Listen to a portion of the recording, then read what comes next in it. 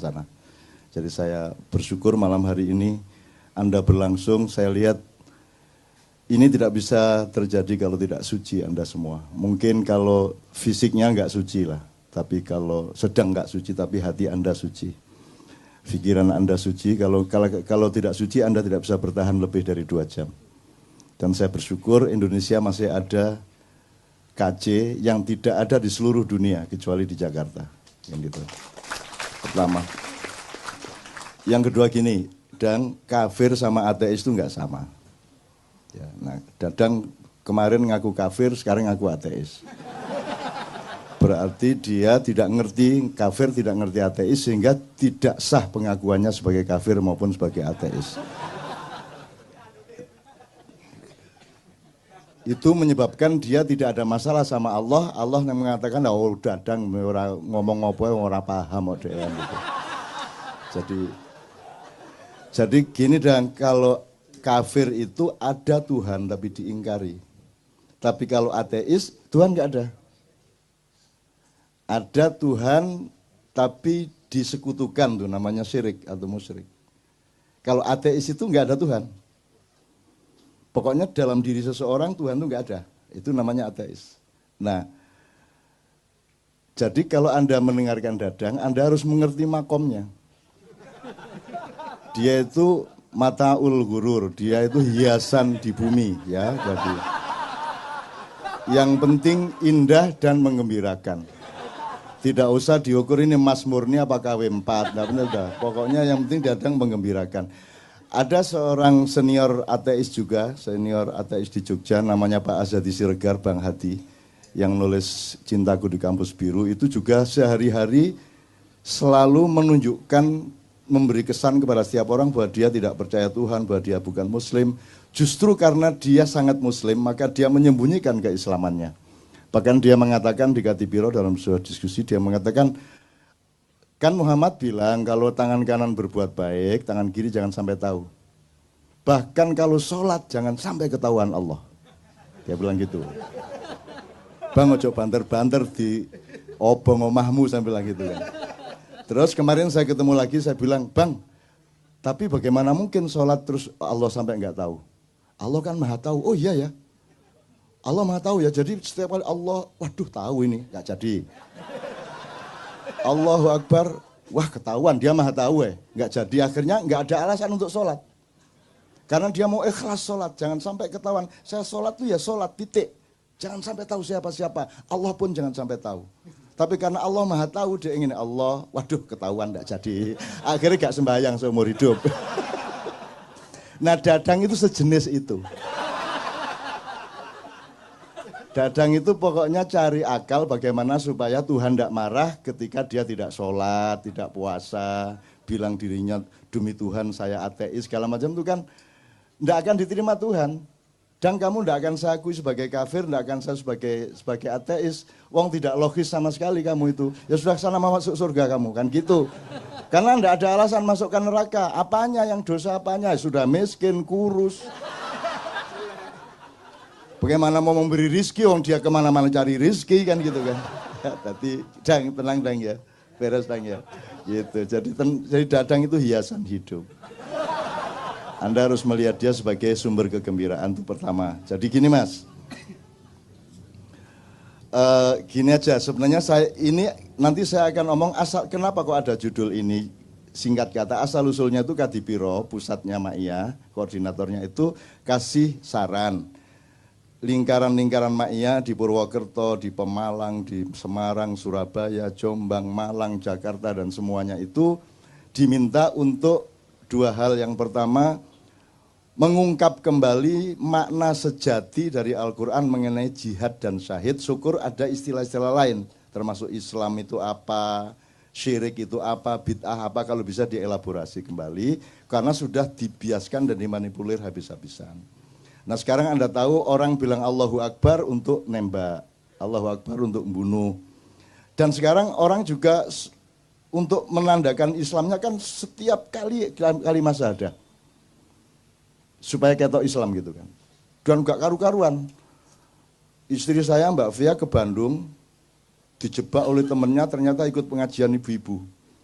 Terus ibu-ibu tanya, loh Mbak Novia tinggal di mana? Di Jogja Bu. Subhanallah di Jogja. Bojoku bingung hubungannya Jogja karo subhanallah itu apa? Tinggal di Jogja kok subhanallah itu loh. Ki podo lah iya. Kok tinggal di Jogja kok subhanallah, itu sama dengan di TV. Ibu kok bisa di depan HI ini, aslinya saya dari Magelang Pak. Luar biasa dari Magelang. Loh dari Magelang kok luar biasa gitu. Di Indonesia ini nanti saya akan ngomong, udah nggak ngerti bedanya permata dengan batu. Udah nggak ngerti bedanya emas dengan kerikil. Ini kunci malam hari ini. Ya, kuncinya, tapi nanti dulu.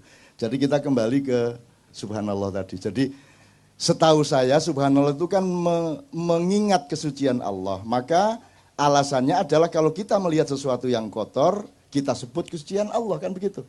Ada orang korupsi subhanallah. Karena korupsi itu kotor. Kalau alhamdulillah jelas lah. Ada cewek cakep. Alhamdulillah. Gitu kan. Peres. Gitu. Padahal melenduk. Ya. Gitu. Alhamdulillah. Terus gue jadang, mana cak alhamdulillahnya. Gitu kan.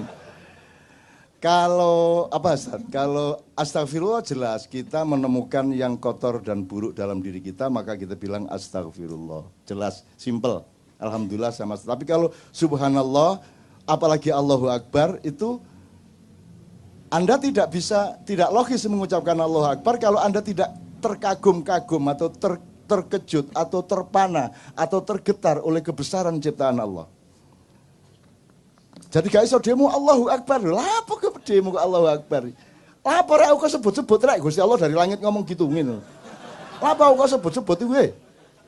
Kamu enggak kagum apa-apa kok mau bunuh orang kok Allahu Akbar. Allahu Akbar itu kan tadi terusannya Rabbana ma khalaqta hadza batila. Jadi Allahu Akbar itu puncak perintah Allah untuk meneliti dirimu sendiri, meneliti alam, meneliti kehidupan.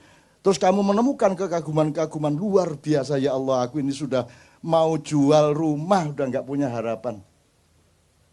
Loh ada loh teman yang nolong saya, Allahu Akbar. Kagum saya sama takdir Allah itu. Nah baru cocok Allahu Akbar. Maka kalau kamu Allahu Akbar, Allahu Akbar, Allahu Akbar. Itu kamu disuruh meneliti 1 bulan, maka iktikaf 1 bulan berpuasa, mengambil jarak dari materialisme, mengambil jarak dari mainstream. Kamu selama berpuasa, akhirnya kesucian dirimu itu menemukan hal-hal yang dahsyat dari kehendak Allah dan ciptaan Allah. Maka kamu tidak sabar untuk menunggu mengucapkan Allahu Akbar gitu. Iki meneng-meneng Allahu Akbar, ono apa Allahu Akbar? Iya nono ndas melaku dewe 5 ngono iku Allahu Akbar. Apa kaki 1000 tadi ada memedi 1000 sikil 1000 melaku gandhe awak itu. Utawa ana tangan ngene iki karo nyekel nyekel tekmu iki ya. Di kamar ngene iki. Dan seterusnya lah gitu ya. Tapi saya nggak akan berpanjang, tapi intinya kalau kembali ke Mbak tadi, dia kan juga memaksudkan bahwa sesungguhnya Islam itu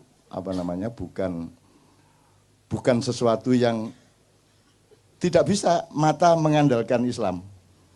Mata diandalkan untuk jadi gini, saya tuh nggak bisa nuduh si teman saya ini kafir, wong saya nuduh dia muslim aja nggak bisa kok saya. Saya nggak punya data apapun mengenai dia. Saya bilang Ustadz muslim aja saya nggak berani kok.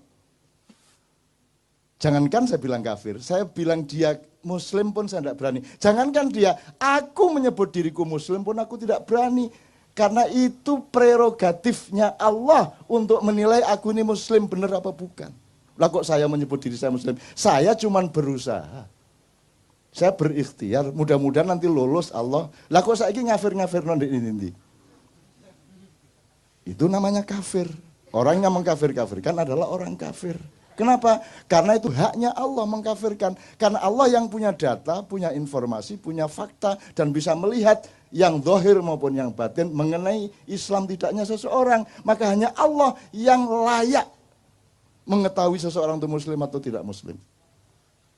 Kalau ada orang mengatakan kamu kafir, itu berarti dia menutupi haknya Allah. Maka dia kafir, menutupi itu kafir. Makanya bahasa Inggrisnya cover bed, ya. Itu diambil dari bahasa Arab. Kafir itu asal-usulnya petani. Petani itu disebut kafir karena pekerjaannya menutupi tanah dengan tanaman. Terus diambil untuk istilah teologi. Jadi kafir adalah orang yang menutupi kebenaran Allah. Apalagi nggak hanya menutupi, tapi mengklaim haknya Allah dipakai oleh dirinya. Itu kafir mu'akkad dan mughaladah. Kira-kira ngono ya, Rek ya. Jadi sekali lagi ya, makanya saya tidak pernah peduli Anda beragama apa. Anda otentik apa tidak gitu, Anda jujur apa tidak, begitu dok saya tahunya. Bagaimana saya tahu Anda Muslim? Apa mergo kupluan? Apa nih Muslim? Sekarang itu Masya Allah sudah sampai ke situ kita ditipu selama 500 tahun sampai 700 tahun.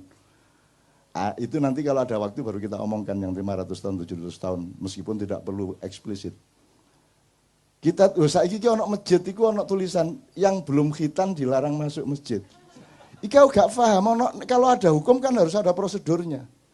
Harus ada perangkatnya, harus ada fasilitasnya. Terus carane ngecek uang wis sunat ta gurung ku ya apa? Masuk masjid, masuk ruangan. Buka. Akhirnya suwe-suwe pegel, sampun Pak. Gendeng ta iki wong kok iki.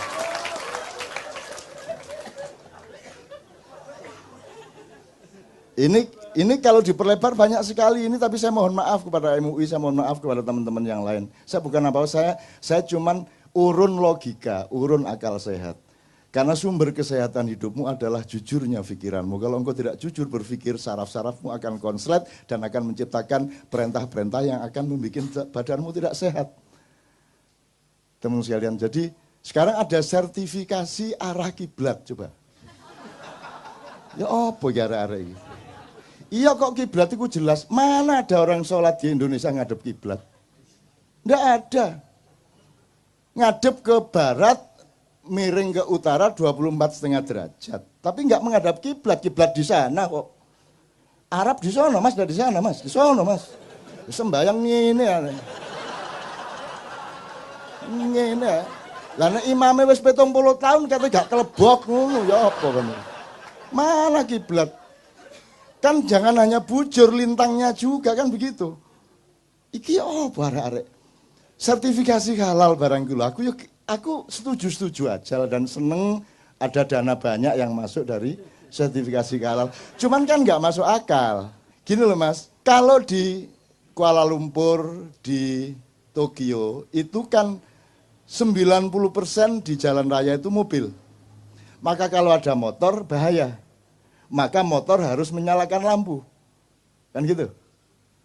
Maka dari jauh sudah kelihatan, tidak sampai tabrakan atau gesekan. Kalau di Jogja lah motor kabeh. Wah, mentrong sambrek. Ini ngapain dinyalakan? Mestinya yang dinyalakan yang minoritas, betul enggak? Karena asumsi dasarnya ini mobil semua, kalau ada motor nanti nggak kelihatan bahaya, maka harus pakai lampu.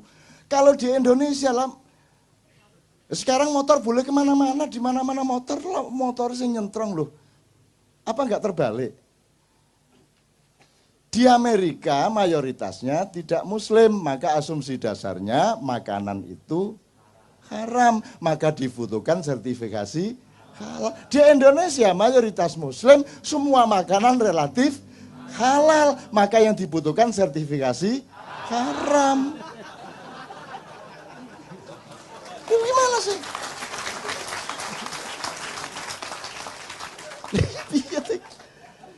Ya tapi tidak apa-apa, wong dia ndak ngerti. Tuhan bingung, waduh nggak paham. Engkau nyun sewu ketua MUI, kamu kok bikin begini? Kenapa? Kan seharusnya sertifikasi haram, kok halal? Loh ngoten ta? Mboten ngertos ya kula. Akhirnya masuk surga, wis mlebu wong gak paham kon gitu. Enak pokoknya. Jadi jadilah orang sebodoh-bodohnya orang, sehingga Anda tidak ada alasan pada dirimu untuk dimasukkan neraka. Begitu si siapa jenenge malaikat Malik mau menyeret, sebentar, apa ini kok saya dimasukkan neraka? Loh kamu dulu kan nanda tangani surat sertifikat halal, sebenarnya kan haram. Loh kok ngoten? Loh gini loh, terus terus malaikat ngekei makalah ini loh, lihat makalahnya gini. Ini seperti motor dan mobil, halal dan haram gini. Wah ngoten ta. Wah mboten kondo bian-bian sampean. Mboten roh kula. Akhirnya wis mlebu swarga, gak masalah. Tak dongakno semua mlebu swarga. Gitu loh. Kan iku karo swarga cek kepincurute kan iku. Swarga karo Indonesia iki padha. Wis ngene iki swarga iku kira-kira. Pokoknya angger atimu ngene iki berarti wis swarga. Gitu loh, tenang aja. Bahkan di sana nanti agak masih meragukan saya itu. Arep dangdut tuku kaset ning ndi?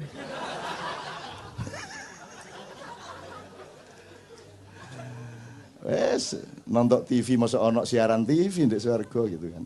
Enggak, maksud saya itu mbok fokus sama Allah aja. Kalau Anda cari surga mungkin dapat surga, tapi belum tentu dapat Allah karena Allah nanti menjebak kamu. Alah kamu lak cari surga ndak cari aku. Jadi Tuhan malas betul masuk ke surga. Mana kok Tuhan ndak ada di surga ini? Terus karena orang bertahun-tahun kena untuk apa kita di surga tapi tidak ada Allah? Sia-sia ngono kabeh ngomong terus Allah ngangguk teko cendela, lah kon lak ndelok swarga kan ndelok aku. Wah. Salah. Kalau kamu cari Allah, hadiahnya surga. Jadi cari Allah aja. Ruwet itu cari surga itu, ruwet. Udah enggak, cari Allah aja. Nah, oke, saya kembalikan ke kafir-kafir tadi gini.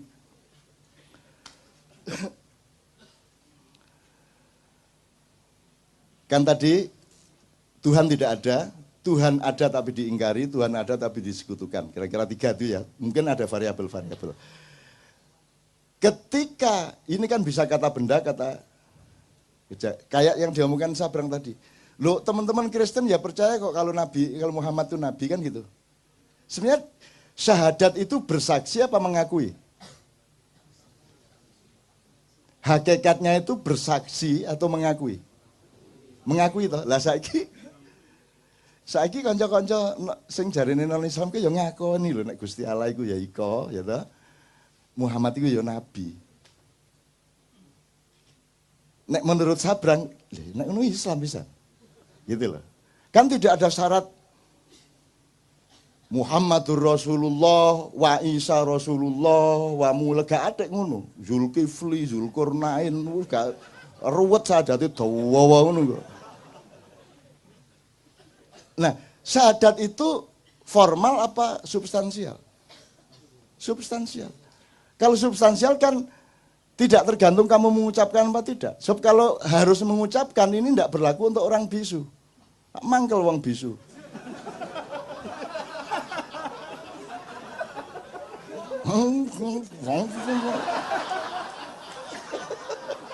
Kamu itu ya sadis. Berdebat yang ndak mengenai tahiyat. Akhirnya saya berpihak kepada orang yang tidak nduting. Dah, mau apa kamu? Karena ndak punya driji. Lah mangkel sih nggak driji, Mas. Ngene hari ini. Sing kene berdebat ngene, tang ngene. Wah. Kamu itu kalau berdebat itu mbok yang mikir-mikir kiri kanan. Ada jadilan, makan beling, makan padi, dimarahin, dibedahkan. Enggak ngasih makan nasi. Mbok daripada kamu membedahkan, bawa nasi bungkus. Anane kula mangan beling niki mboten iso tuku sego, Pak. Timbangane sampean bedahno mbok sampean mriki nggawa sego ngono lho, Dul.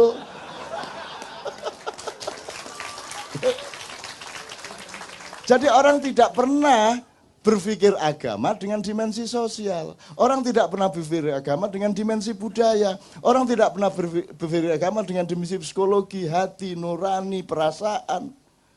Itulah sebabnya ada anjuran dari Jogja, mbok diomongkan itu soal jihad syahid.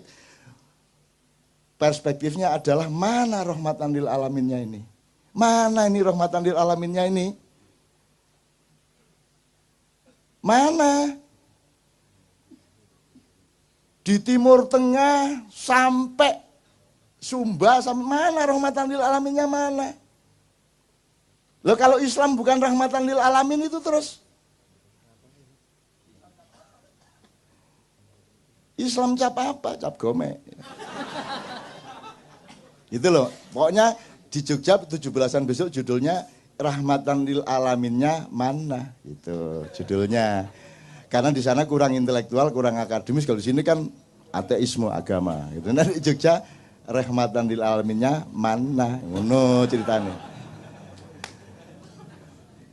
Nanti bulan depan mudah-mudahan bisa kita informasikan ini kita sedang memasuki gerbang Rahmatan lil Alamin, tetapi Anda harus lebih menderita paling tidak 10 tahun lagi.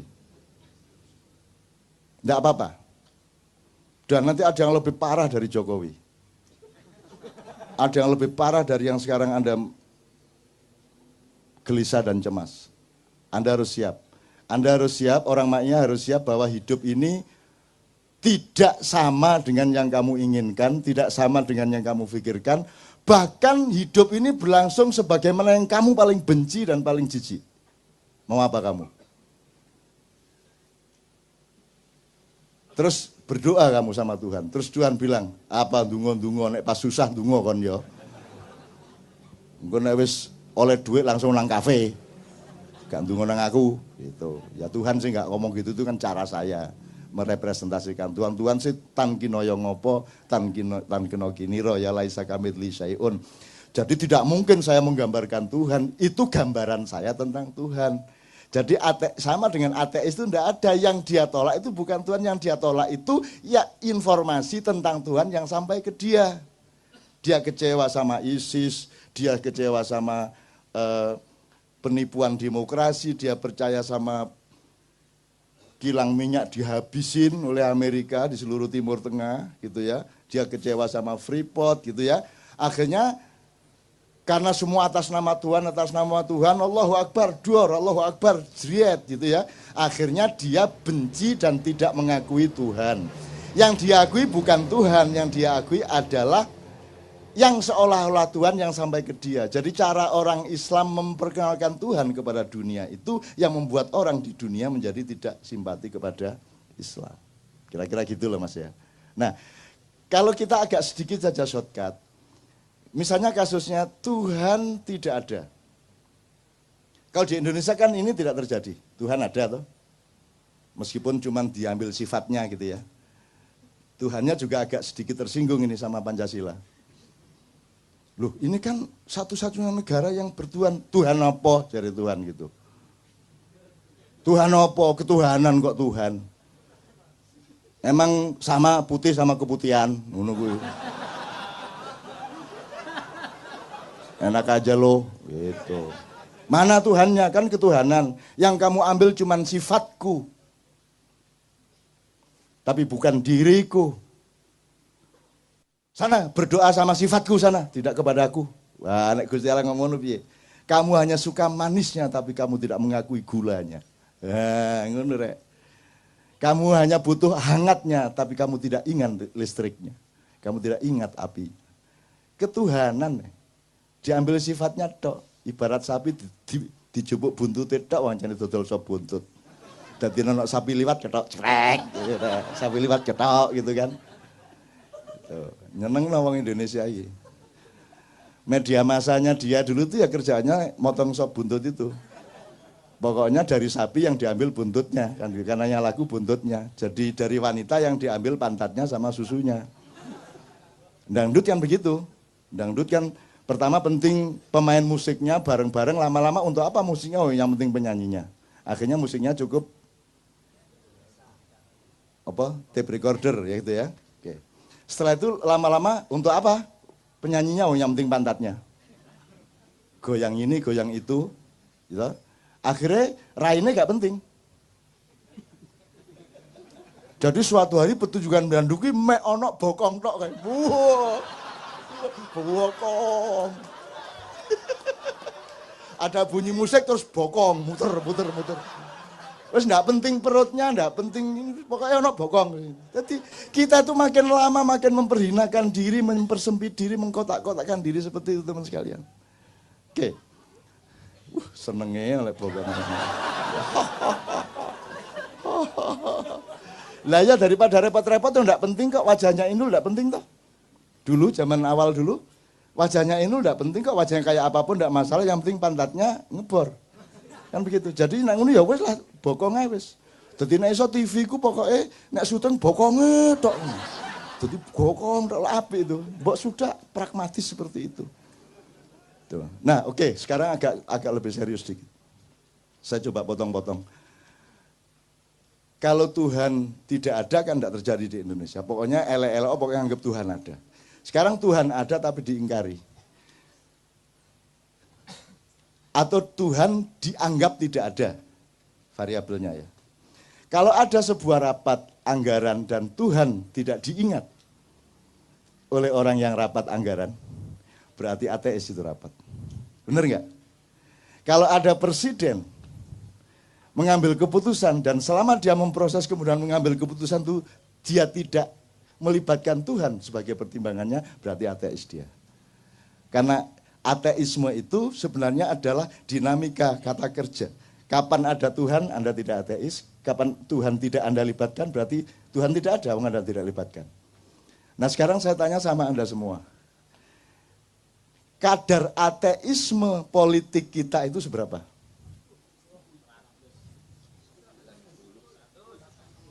Nah, kira-kira ini ya Mas ya. Jadi maksud saya kamu dengan judul ini besok ke Bandung pulang, ke Tangerang pulang, ngelihat dengan mata pandang ini. Oh, Tuhan tidak diajak runding, Tuhan tidak dijadikan pertimbangan, berarti ateis. Kan enggak terus jadi orang Islam tuh syahadat sekali terus Muslim, ya enggak dong. Gendeng ta? Enggak lah. Tuhan menunggu